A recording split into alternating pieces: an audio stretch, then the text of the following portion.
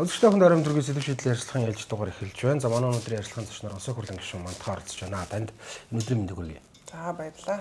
Хэлж гисэн.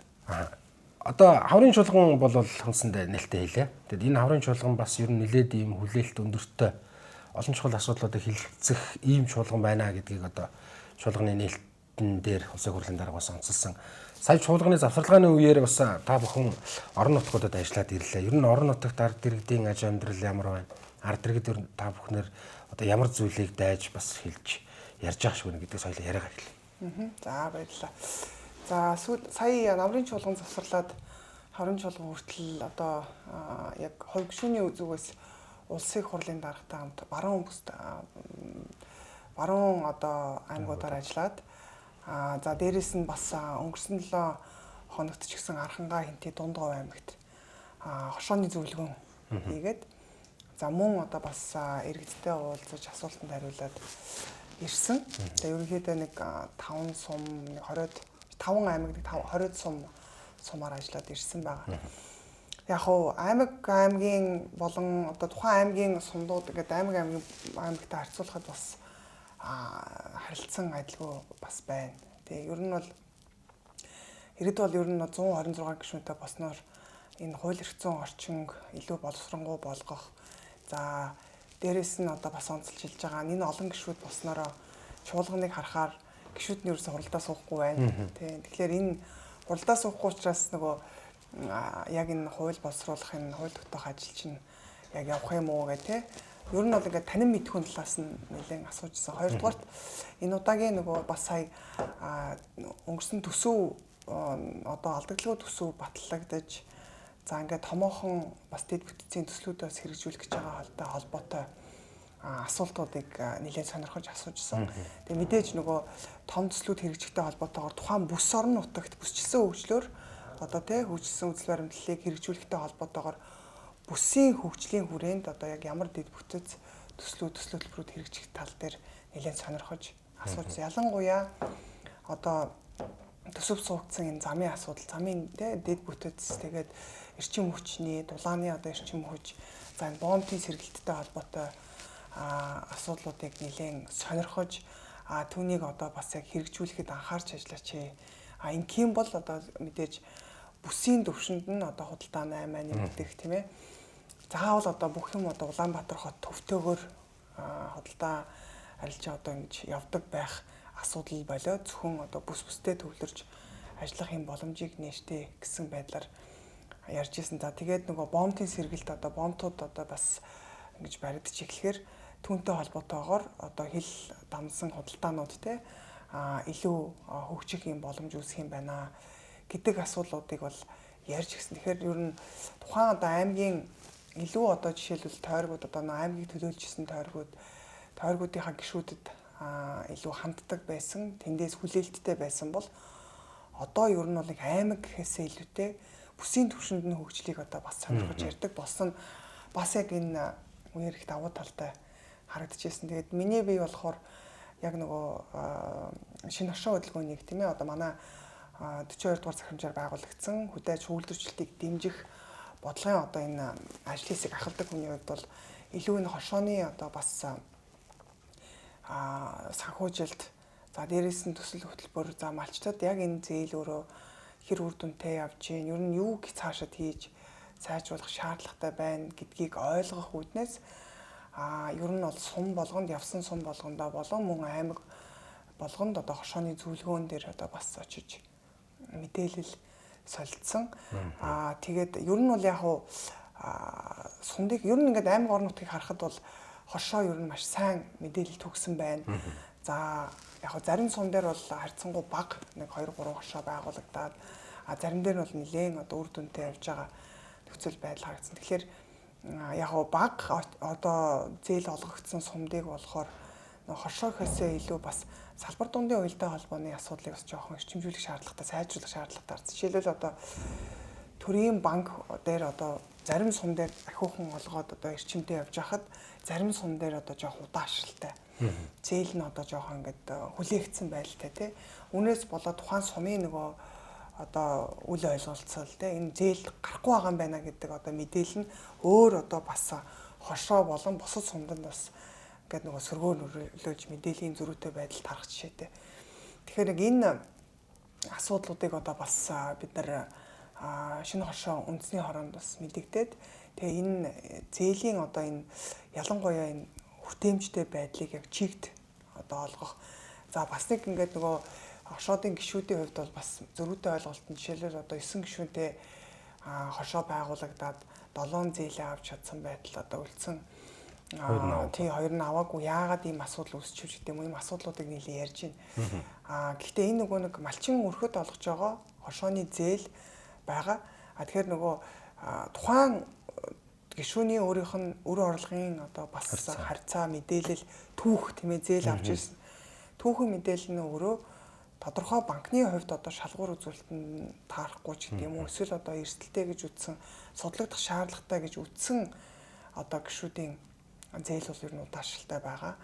Ямар ч асуудалгүй өмнө нь зээл аваад эргэн төлөлт нь хэвэн явагдчихсан. Ийм мэдээлэлүүдтэй байх юм бол зээл нь бол ямар ч асуудал олгодод явж байгаа асуудлууд байгаа.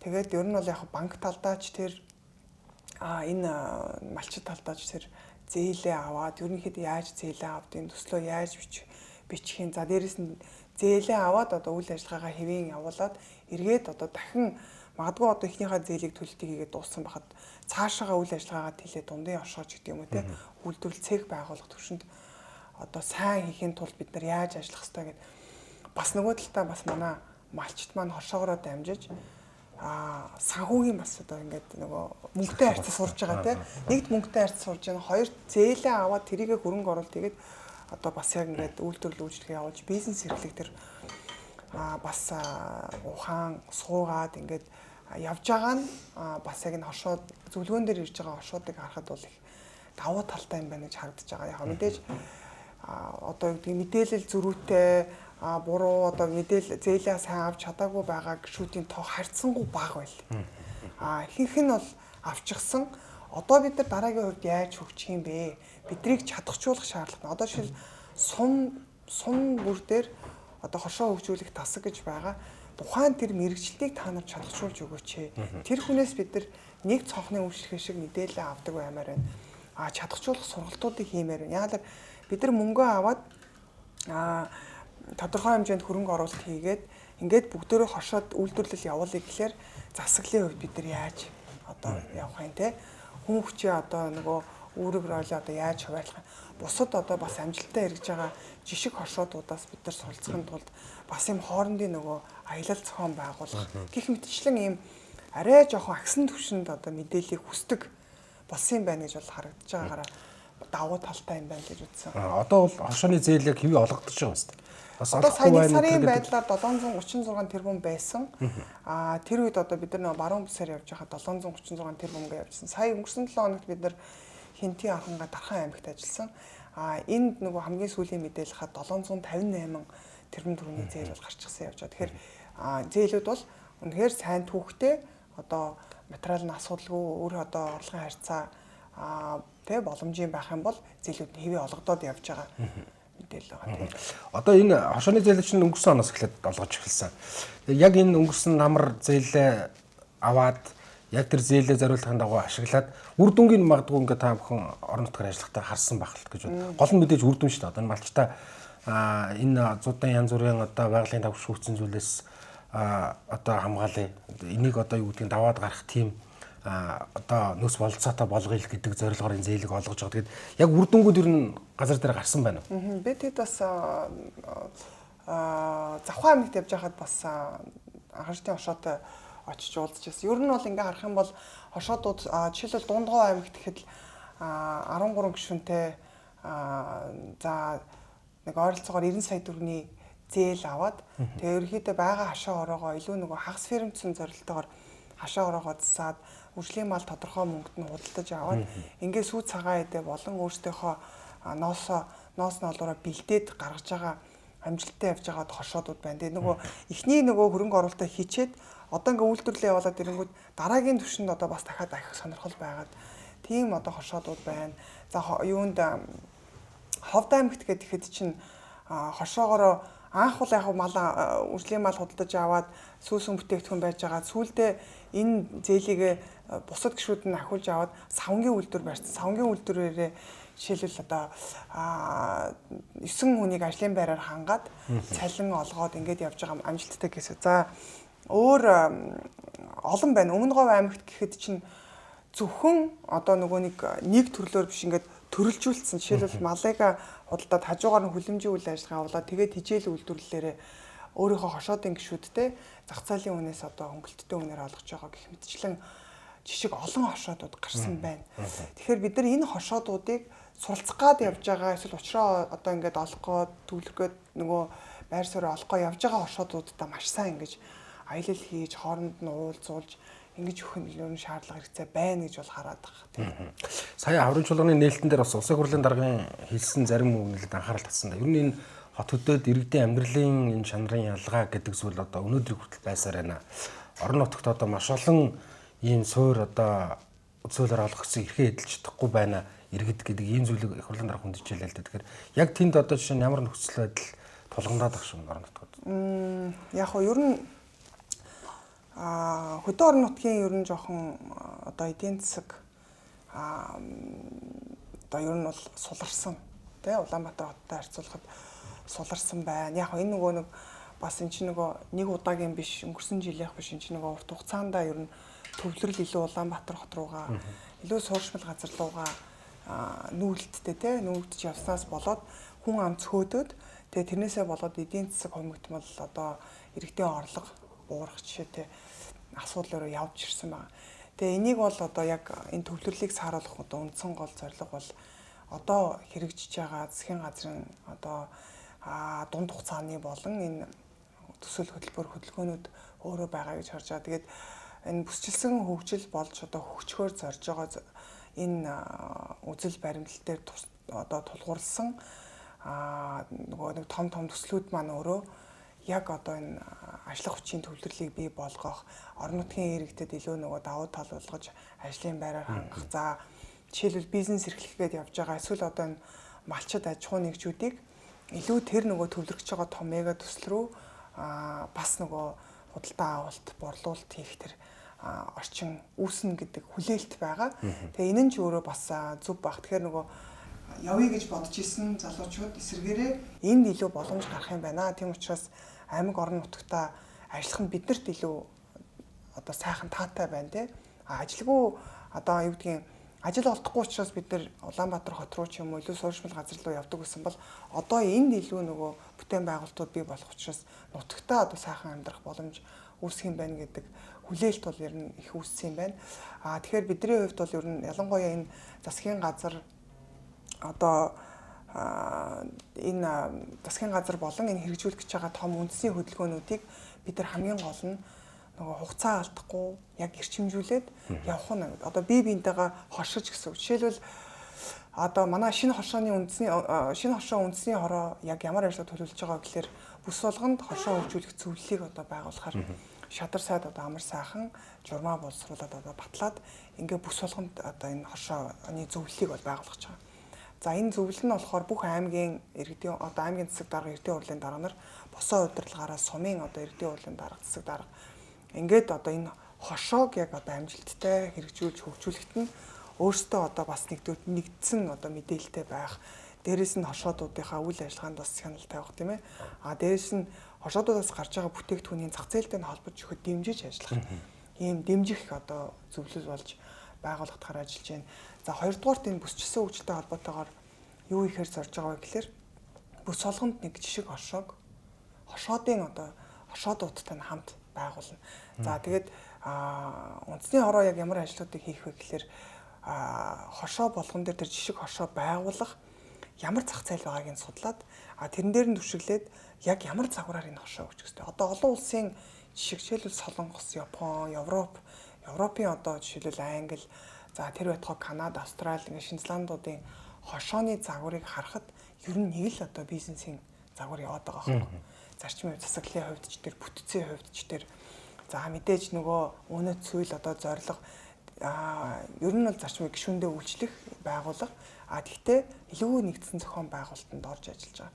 Тэгэхээр энэ ч гэсэн өөрөө бүсчилсэн хөгжлөөр жишг хошоодууд гараад ирэхээр энэ олон тусдаа үйл ажиллагаа явуулж байгаа нөгөө хошоод маань одоо яг нэгдмэл жишээлбэл сүүс сүм бүтээгдэхүүн гэдэг юм уу махны чиглэлээр хошоо байгуулагдсан тусдаа 9 гишүүнтэйгээр байгуулсан бол одоо тэдний чинь нөгөө нөөц үйлдвэрлэл нь өөрөө хязгаарлагдмал болчихж байгаа байхгүй 9 бүлийнхаа төвшөнд л үйлдвэрлэж байгаа шүү дээ.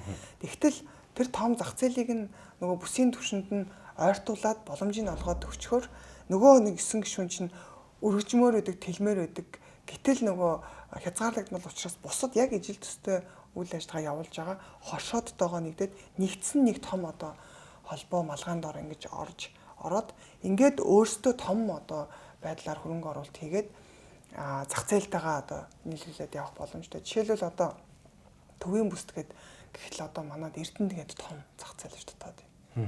За говийн бүс гэхэлэр оюутлогоо, Эрдэнэс 5 толгой, energy resource гэдэг энэ том зах зээлүүд байна. Маш олон одоо ажилчдыг 10 хэдэн мянган ажилчдыг одоо хооллож унталж जैन. Тэдний одоо бас аюулгүй хөдөлмөр хамгааллын одоо аюулгүй байдал, ажлын хувцас эхлүүлээд маш олон энэ хангамжийн асуудлууд явж байгаа. Тэрийг Улаанбаатар хотоос төвлөрүүлээд худалдан аваад энд одоо үйлдвэрлээд ч гэдэм үү ингээд нийлүүлдэг байгааг л одоо бид нар болох ийм тэгэхээр хошоо өөрөө нөгөө талдаа аж ахуйн нэгжийн бас том өрсөлдөгч болчихж байгаа байхгүй юу. Тэгэд бид нар одоо бас яг энэ Азийн одоо хөгжсөн одоо Японы солонгосын хошооны яс загварыг судлаад хууль эрхцэн орчныг бас судалж जैन. Тэгээд үндсэндээ бол одоо бараг хүн амын 3/1 нь хошооноос бүтээгдэхүүн худалдаж авдаг.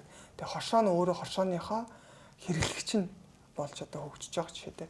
Тэгээ энэ загварыг бид нар нэг алдаж онохгүйгээр аль болох олон улсын сайн жишгүүдийг аваад илүү Монголдоо нутагшуулаад тэгээд хурдан хугацаанд эрсдлийг нь бууруулж хөгжүүлэхэд нь төр өөрөө одоо тэр загварыг нь одоо мэрэгжлийн эрдэмтэн судлаач одоо тий мэрэгжлийн багийн тусламжтайгаар загварыг нь гаргаад өгчин зах зээлийг нь нийлүүлээд одоо холбоод өгөх боломжийг нээчи хажуугаар нь нөгөө хошоодуудынхаа гишүүдийг алдаж онохоос нь одоо эрслээс аль болох тодорхой түвшинд буулгах үүднээс чадахжуулах сургалтуудыг нь хийгээд бусад хошоодуудаас бие биенээсээ суралцаж мотивац авдаг тий ингээд нөгөө харилцан холбоотой болох боломжийг нь тэлэх энэ том ажлыг л одоо ер нь одоо манай ажлын хэсгийн хүрээнд болон энэ шинэ хошоо засгийн газартаа бас хамтраад хийхээр одоо бид нар төлөвлөж байна.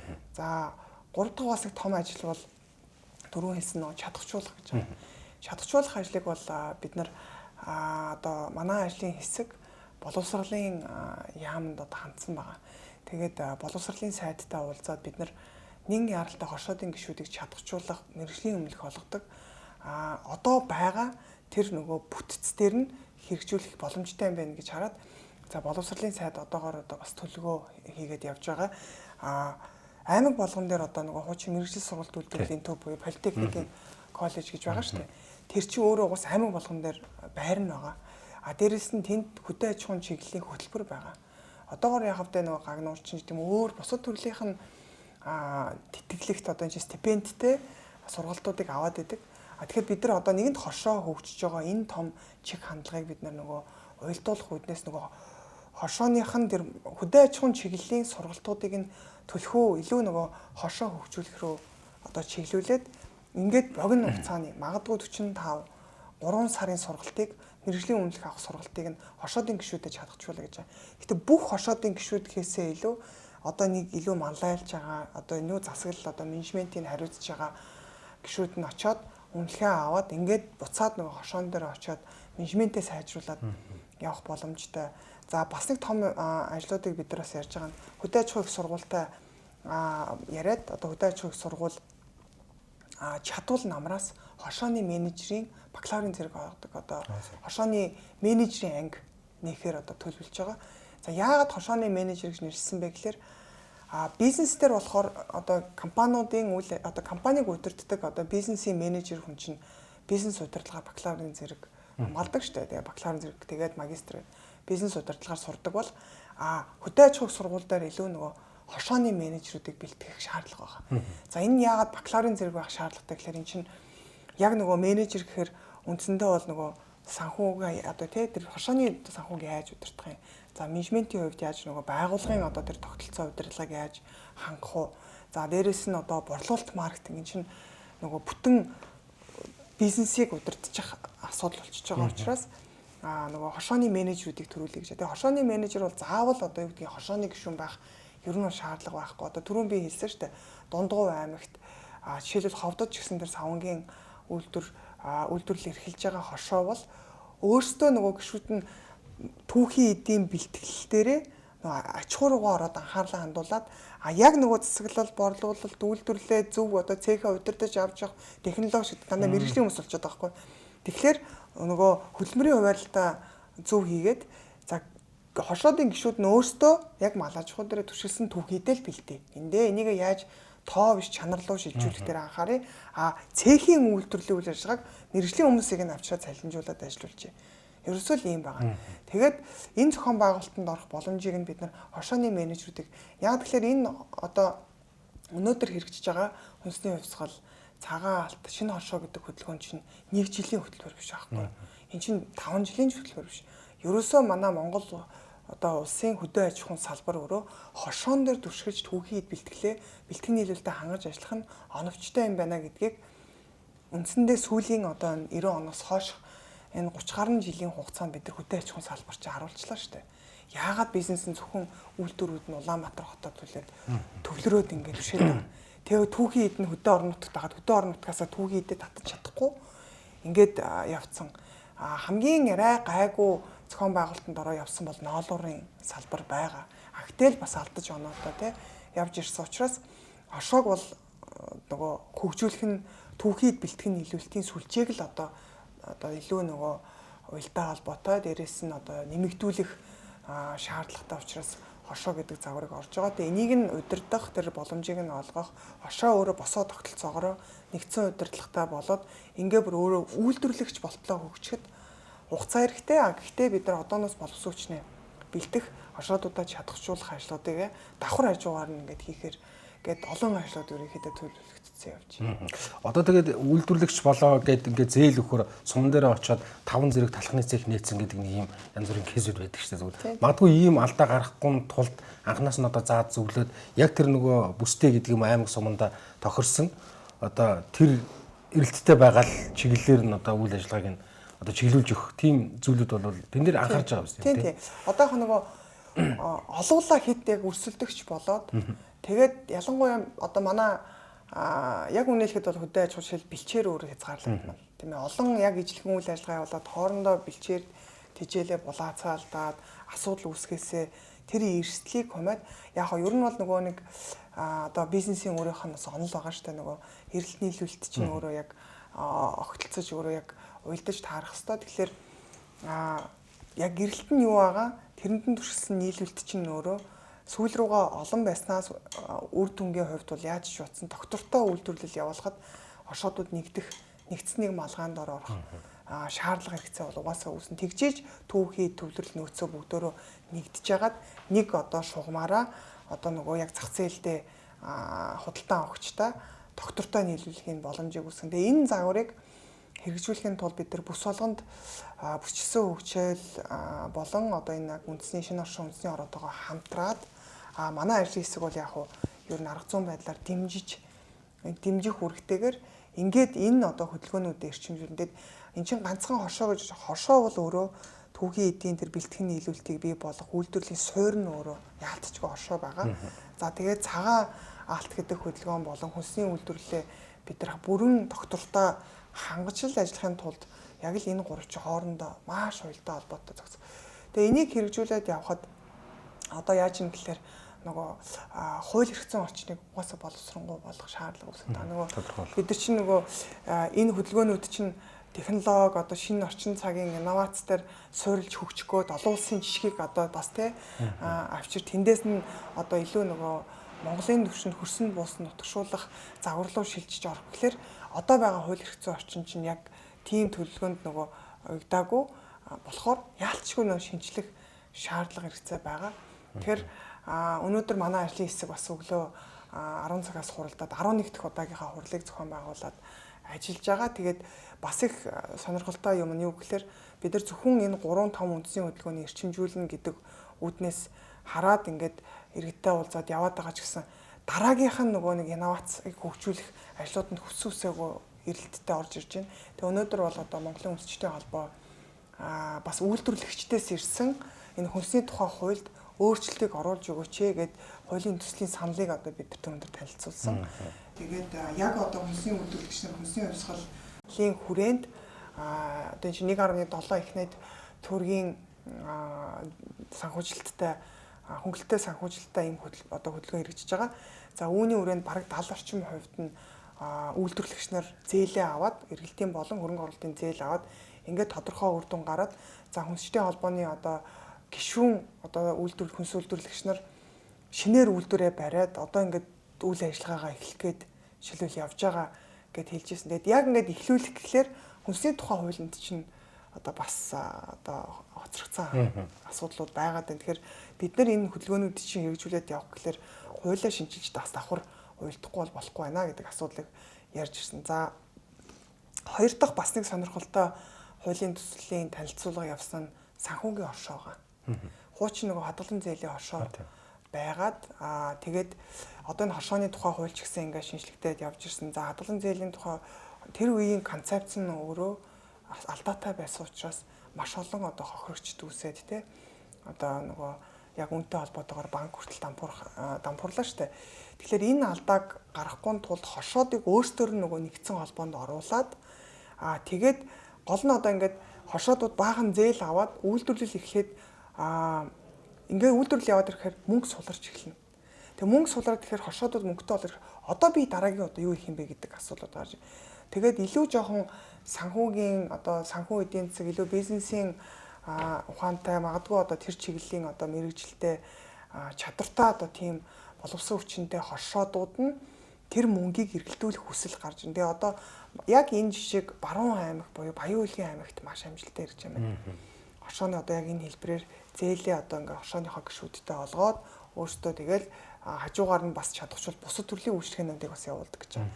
Тэгэхээр яг энэ загваруудыг илүү боловсронгуй болгоод явах шаардлага хэрэгцээ гарцсан байгааг одоо санхүүгийн цэцүүлэхээр хэлж байгаа байхгүй. Тэгэд ч бид нар одоо энэ шинэ хошоо хөдөлгөөний хөнгөлөлтөө санхүүжилтийг зөвхөн арилжааны банкаас хараад байдлаар олгоодох юм бол банкны өөр их үсэрч нь бас хязгаарлагдсан. Бусад бүтээгдэхүүнээ одоо бас нэвтрүүлэх шаардлагатай учраас ингээд тодорхой түвшинд очиод энэ санхүүжилт чинь бас өөр тийшээгээ бас хөгжихгүй болохгүй болчихж байгаа. За тэгэхээр санхүүгийн хошоо хэрэг явах юм бол яг олон улсын жишгээр нөгөө энэ чинь credit union, finance cooperatives гэнтэргээд олон төрлөөр яг хошоодууд өөрсдөө хошооны даатгалын компаниуд шиг одоо хошооны даатгал бий болол хошооны зээлийн ийм үйлчлэгээнүүд гараад тэр байтугай өөрсдөө чадахжуулдаг боловсролын хошоо хүртэл гээд маш олон салбарчилж байгаа. Тэгэл одоо газар тариалангийн хошоо те одоо юу гэдгийг аж ахуй одоо загас гээд бусад төрлөөр ингэж нөгөө төрөлжиж хөгжиж ирдэг. Тэгэхээр бид нар өөрсдөө нэгэнт шинэ хошоо хөдөлгөөнийг зөвхөн мал аж ахуй гэж хараад байхдаа биш бусад төрлийн одоо энэ нэгэн л эрэлт үсээд нөхцөлөд орчин бий болох шаардлагатай байгаа учраас одоо энэ төслүүд дээр бас бид нар судлаад одоо манай бас ажлын хэсгийн гишүүд нэлээд бас сонирхоод ер нь аль энийг бас тодорхой хэмжээнд нь ахлаад судлаад ингээд ажлын хэсэг байгуулад ингээд сайжруулад явах одоо хүсэлтэй байгаагаа илэрхийлээд явж байгаа. Та бүхэн ярилцах цаг бол үндсэндээ дуусч байна. Өсгөлт нь энэ хаврын чуулганаар бас мэдээж маш олон чухал хуулиуд. Ялангуяа одоо энэ 14 мега төслийг тойрсон одоо эргэцсэн орчнуудыг шинжлэх боловсрон болгох юм ажлууд байгаа байх гэж бодож байна. Ер нь таны хувьд энэ хаврын чуулганаар ер нь ямар зүйлүүд рүү илүү төвлөрч аль одоо чиглэлийн хуулиудаа илүү төлхөө баталж ингэж явуулах нь өөр ач холбогдолтой гэж харж байгаа. За ер нь бол яг би бол миний одоо хувь гишүүний хувьд бол одоо юу гэдгийг хүн өөрийнхөө ер нь илүү чаддаг, мэддэг, ур чадвартай, дээрээс нь одоо мэрэгшсэн чиглэлээ баримтлаад явах юм бол илүү тухайн салбарт ч гэдэм үү үр дүн гарна. Тэгээс би бол одоо янз бүрийн одоо хууль гээд худлаа хэлээд яах вэ? Тэгэхээр би өөрөө хөдөө аж ахуйн салбарт одоо ажиллаж исэн хүний хувьд яг энэ хөдөө аж ахуйн салбарын одоо бас хөгжил цэцэглэл дээрээс нь одоо энэ мал аж ахуй малчтын одоо амжиргааг сайжруулах дээр анхаарч одоо төвлөрч ажиллаж байгаа хүний хувьд илүү энэ салбараа тойрсон асуудлууд дээрээ явъя гэж бодож байгаа. Тэгээд түрүүн хэлсэн тийм хүнсний тухай хууль байна. За одоо бас нэг том хуулийн төсөл одоо дөнгөж эхлэх гээд явж байгаа. Тэр нь бол хөдөө аж ахуйн ерөнхий хууль байгаа. Яг л одоо манайх ч нөгөө хөдөө аж ахуйн ерөнхий хууль яг төслийн түвшинд боловсруулалтын сайдын үед яг боловсруулагдаад ингэж явж исэн зүгээр төслийн түвшинд нөгөө салбар хуулиуд маань хэтэрхий хөгжсөн. Тэгээд салбар хуулиуд нь салбартаа инновац технологи шингээгээд ингээл нөгөө тэрийгэ хөгжүүлэх зорилготойгоор салбар хуулиуд маань хоорондоо хөгжичөөд хоорондоо нөгөө уялдаа холбоо маань одоо жоохон орхигдох эсвэл одоо юу гэдгийг одоо янз янз одоо байгаад байгаа учраас энэнийг ерөөсөө нэгтгсэн нэг том одоо бодлогыг түшгэлсэн хууль байх хэрэгтэй юм байна гэдэг. Хөдөө аж ахуйн ерөнхий хууль бас одоо ингээ гарахаар тэгээд би бас одоо бас яг энэ дээр нь одоо ажлын хэсгийг ахлаад ингээд энийг л бас авч явъя гэсэн төлөвлөгөө байна. За төрөөс нь хүнсний тухай хууль бол маш чухал. Яагаад хүнсний тухай хуулийн дээр одоо би бас акцент өгч ажиллая гэж бодож байгаа гэхээр стандартын одоо бас ажлын хэсэг манай одоо нөгөө улсын хурлын даргын захирамжаар байгуулагдсан ажлын хэсгүүд байгаа. Хууль эрх зүйн орчныг сайжруулах. За үүний бас нэг ач холбогдол өгж одоо бас улсын хурлын дарга өөрөө бас аврын чуулганы нээлтэн дээр ч гэсэн онцгойлж бас хэлсэн юм нөгөө стандарт Монгол улсад стандарт гэж байхгүй учраас стандартын орчныг сайжруулахгүй болохоор ямар ч ажил хийгдээд ерөөсөө үр дүнгүй. Бид нар өнөөдөр зүгээр гэрээсээ гарахад л одоо стандарттай тулгадаг тий. Шатаар эхлүүлээл ингээл гарна тэгэл зам харахгүй энэ орчин бүх юм чинь нөгөө шууд стандарттайгаа уялдаж байгаа учраас тэгэхээр энэ стандартын орчны эрх зүйн орчныг сайжруулах ажлын хэсэг өөрөө маш чухал ажлын хэсгийн нэг байгаа. За үүний ажлын хэсгийнхэд нь би өөрөө гишүүнээр байгаа. За энэ дотроо бид нар дөрвөн одоо хэсэгт стандартын ажлын хэсгийг дөрвөн дид одоо ажлын хэсэгт хуваагдаад ингээд нөгөө ажлуулаад салбарлуулад одоо бас түн шинжилгээ хийж ажиллахаар ажиллаж байгаагийн нэг нь болохоор хүнсний аюулгүй байдал.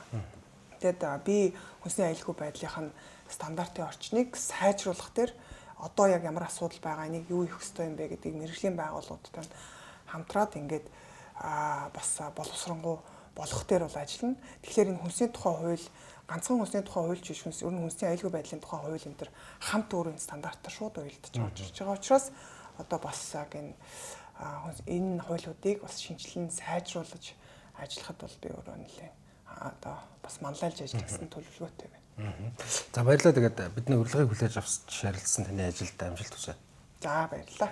Анхаарал татварлагч та бүхэндээ баярлалаа. Сэдвшил ярилцлагын аж түргэн өндөрлөж байна. Манай өнөөдрийн ярилцлагын зочноор улсын хурлын гишүүн Мартах оролцлоо.